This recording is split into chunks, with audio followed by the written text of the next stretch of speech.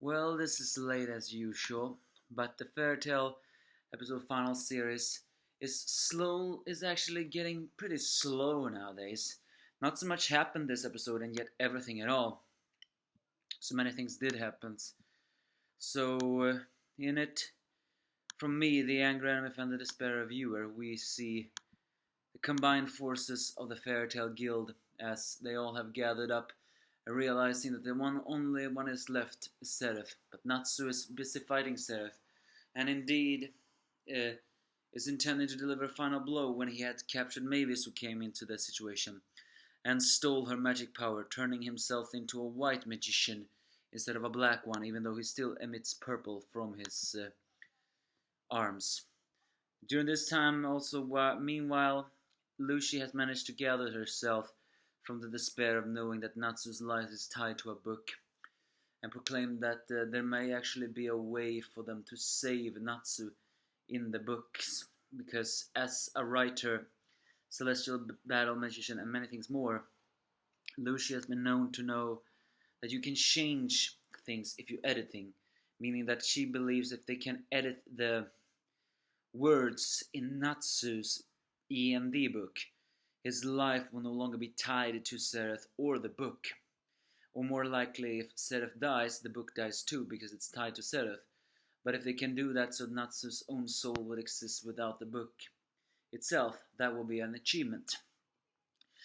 And Natsu does seem to deliver the powerful blast that kills Seraph, but no, Seraph's complete immortality combined with the power of Fairy Haruto, which has given him a new cool design, I have to admit.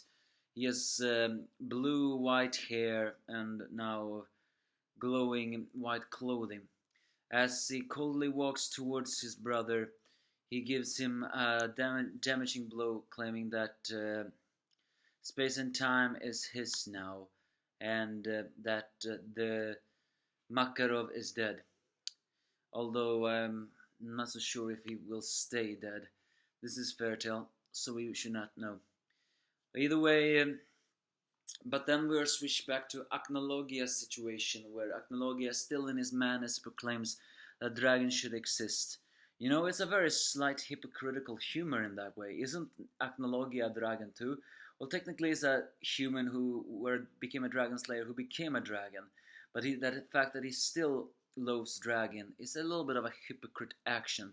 But then again, Acnologia is meant to represent mental instability and no reason in his mind.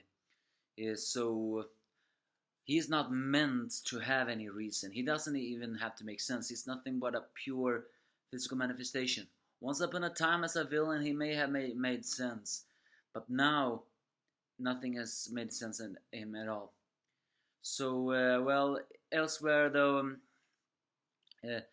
Jalal proclaims that he will buy time as he uses his meteor to zoom around Acnologia and hits him with powerful magic spells. But as we have learned, Acnologia is immune to any types of magic and thus devours his magic power. As Acnologia shows his power, suddenly Seraph prepares to open the gates, which he will know will do the rift. Natsu falls to the line defeated and seemingly killed, but then Lucy begins to working on the book. As Seraph prepares to pass through the door, revealing that he intends to use the power of Fairy Haruto to rewind everything to the new world where he was living. The rift in time, which uh, the rift in time that Blue Pegasus is heading towards is shown. Before it was just a dot and how almost no visible. So uh, you know, so Acnologia notices it, and Lucy, in desperations to save Natsu, as the letters of his bodies are being discarded, meaning that she will rewrite them using the thing. Although she does get infected with a strange red glow during this time. The despair of everyone is very strong. However, at least Natsu is revived, as he stands up thanks to Lucius' writing.